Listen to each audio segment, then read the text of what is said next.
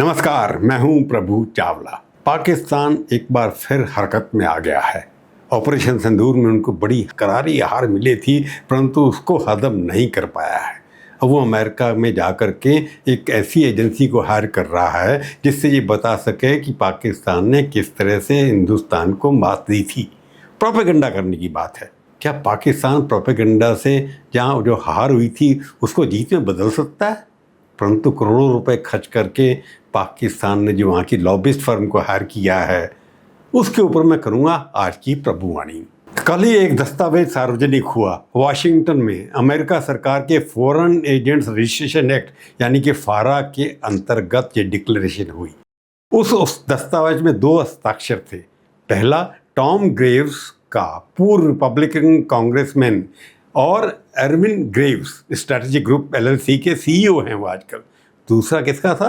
रिजवान शहीद शेख का। वाशिंगटन में वो पाकिस्तान के राजदूत हैं। दोनों के बीच एक समझौता हुआ 1 मई 2026 को। 2 वर्षों का मूल्य $1.2 मिलियन, यानी कि भारतीय रुपए में करें तो 11 करोड़ 43 लाख रुपए प्रति माह, लगभग 50 लाख रुपए देंगे वो इस एजेंसी को पाकिस्तान की लॉबी करने के लिए। ये फारा फाइलिंग अभी कल ही सार्वजनिक हुई। 1 मई को हुआ था, परंतु सीक्रेट थी। और इसी के साथ एक पुराना सत्य भी उजागर हुआ। ऑपरेशन सिंदूर के 1 वर्ष बाद पाकिस्तान ने रण क्षेत्र बदल दिया है, क्योंकि पाकिस्तान समझौता तो ईरान के साथ करा नहीं पाया। वहाँ पर बद पिट गई उनकी। ट्रंप के ऊपर का विश्वास जो था वो भी दोनों का था, वो भी ख़त्म हो गया। और ईरान और ट्रंप के बीच में अभी तक झगड़ा चल रहा है, वो सबको दिखाई दे रहा है। तो पाकिस्तान जो भारत के खिलाफ एक मोर्चा खोल रखा था, उसमें बड़ी मार पड़ी है, इसलिए वो लॉबिंग की तरफ दोबारा चला गया है। तो अब ये वाशिंगटन में लड़ने की कोशिश हो रही है कि वहाँ पर किस तरह से यूज़ करना है। तो आज का प्रश्न मैं क्या उठा रहा हूँ, 11 करोड़ रुपए से क्या वह सिंदूर की पराजय पलट सकती है जो सेना ने निर्धारित की थी हमारी? टॉम ग्रेव कौन है? और ये पहली बार नहीं हुआ है। पहले ये समझना आवश्यक है कि पाकिस्तान ने टॉम ग्रेव को ही क्यों चुना है। टॉम ग्रेव 2010 से 2021 तक जॉर्जिया में रिपब्लिकन कांग्रेसमैन थे, हाउस अप्रोप्रिएशन कमेटी के सदस्य थे। वही कमेटी जो निर्धारित करती है कि अमेरिकी करदाताओं का धन किस देश को जाएगा। उनके वाशिंगटन में संपर्क गहरे हैं, क्योंकि रिपब्लिक पार्टी से आते हैं, जहाँ से ट्रंप आते हैं। पेंटागन में, कैपिटल हिल में जहाँ राजधानी है, और ट्रंप एडमिनिस्ट्रेशन के कॉरिडोर्स में उनकी काफ़ी पहुँच है, इसलिए पाकिस्तान ने उसको रखा है। परंतु ये पाकिस्तान की एकदम नियुक्ति नहीं है। फारा रिकॉर्ड बताते हैं कि अक्टूबर 2025 में भी ऑपरेशन सिंदूर के 5 मास बाद पाकिस्तान ने इस फर्म को $25,000 प्रति माह के एक प्रारंभिक कॉन्ट्रैक्ट दिया था। एक टेस्ट था, परीक्षण था, जो सफल हुआ नहीं हुआ तो लगता है कि सफल उस वक्त दिखाई दिया था कि सफल हो गया है। 1 मई 2026 को ये कॉन्ट्रैक्ट को दुगना करके $50,000 प्रति माह और 2 वर्षों के लिए सील कर दिया गया। ये एक प्लान्ड, चरणबद्ध रणनीति दिखाई देती है। और इसे ऑपरेशन सिंदूर की वास्तविक गहराई में संदर्भ में देखें तो चित्र और स्पष्ट हो जाता है। 7 मई 2025 को भारत ने एक डिसाइसिव कदम उठाया।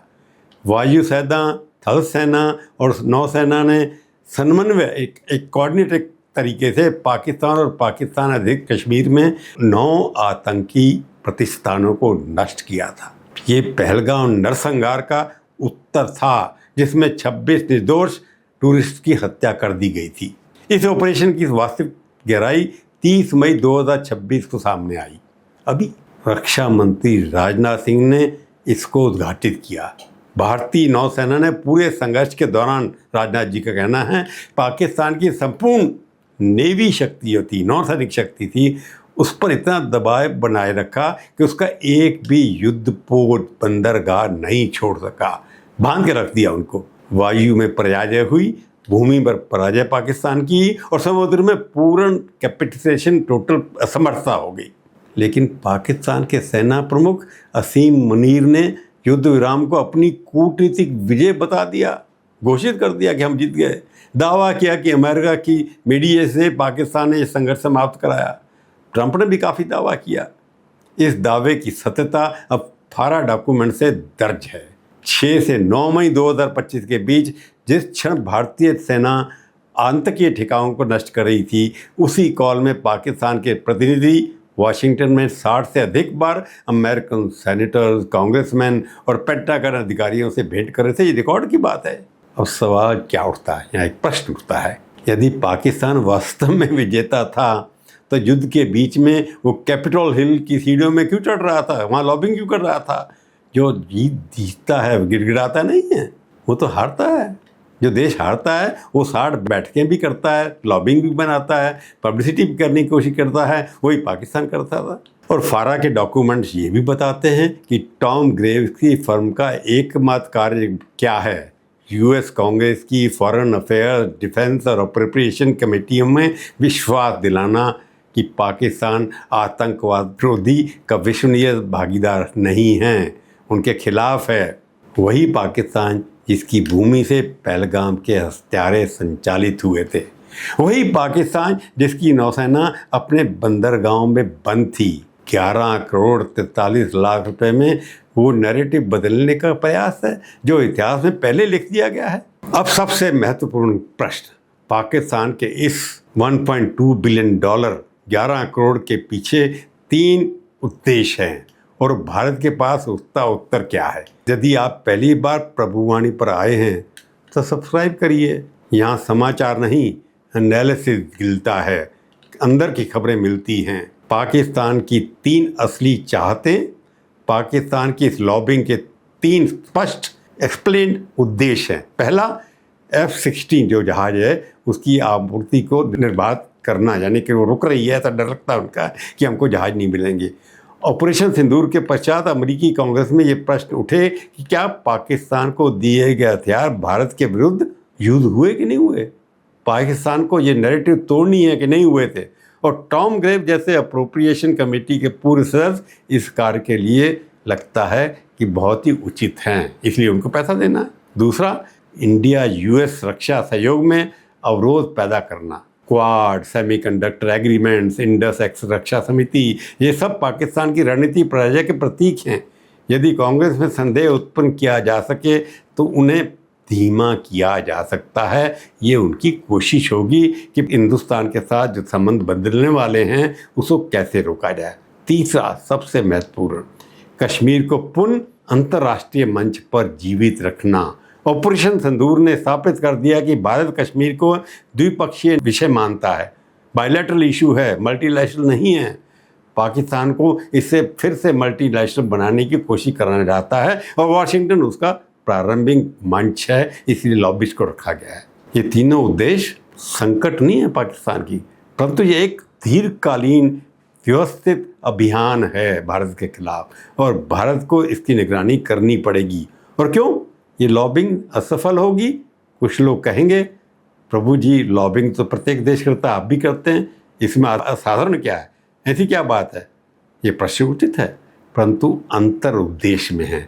भारत वाशिंगटन में निर्माण के लिए जाता है, डेवलपमेंट के लिए जाता है, 200 बिलियन से अधिक का द्विपक्षीय व्यापार का समझौता करता है, क्वाड में partnership, semiconductor investment, defence production की बात करता है, जो दोनों देशों को लाभ देती है। पाकिस्तान वाशिंगटन में विघटन के लिए जाता है, पाकिस्तान को रोकने के लिए नहीं, भारत को रोकने के लिए जाता है, अपनी पराजय को छुपाने के लिए जाता है। और इस लॉबिंग के इस व्यवहारिक सीमा भी है। साउथ अरेबिया वाशिंगटन में अरबों डॉलर व्यस्त करता है।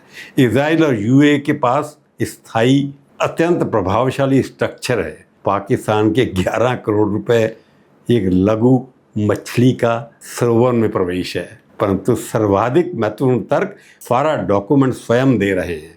अमेरिकन लॉ मेकर, जर्नलिस्ट और नीति निर्माता ये पढ़ रहे हैं कि जो देश उनके दरवाजे पर था वह उसी समय एक असत्य नैरेटिव गढ़ रहा था। और 27 मई 2026 को केवल 5 दिन पूर्व संयुक्त राष्ट्र परिषद में भारत के स्थायी प्रतिनिधि ने सार्वजनिक रूप से पाकिस्तान पर सीमा पार आतंकवाद जारी करने का प्रत्यक्ष आरोप लगाया, चैलेंज किया।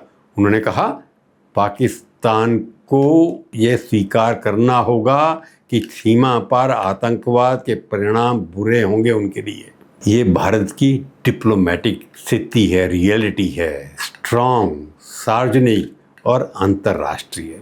पाकिस्तान जो क्रेडिबिलिटी है 11 करोड़ में नहीं खरीद सकते। ये वाक्य जो याद रहे पाकिस्तान के पास ऑपरेशन सिंदूर के पश्चात 2 विकल्प थे।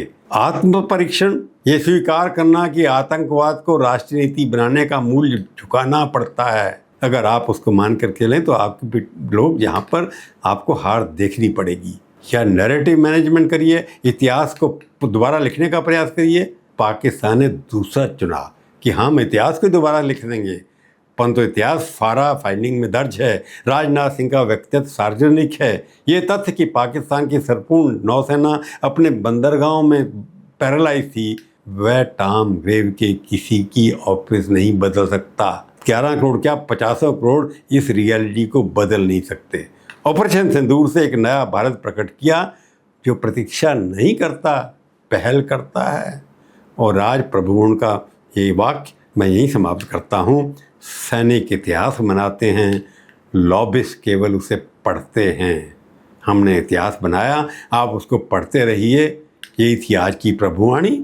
फिर मिलेंगे, किसी और विषय पर बात करेंगे। उससे पहले मैं आपसे एक प्रार्थना करता हूँ, रिक्वेस्ट करता हूँ कि आप मेरे चैनल को सब्सक्राइब करिए, लाइक करिए, शेयर करिए, टिप्पणियाँ लिखिए, अच्छी बुरी खट्टी मीठी, मैं बुरा नहीं मानूंगा, पढ़ूंगा। जय हिंद।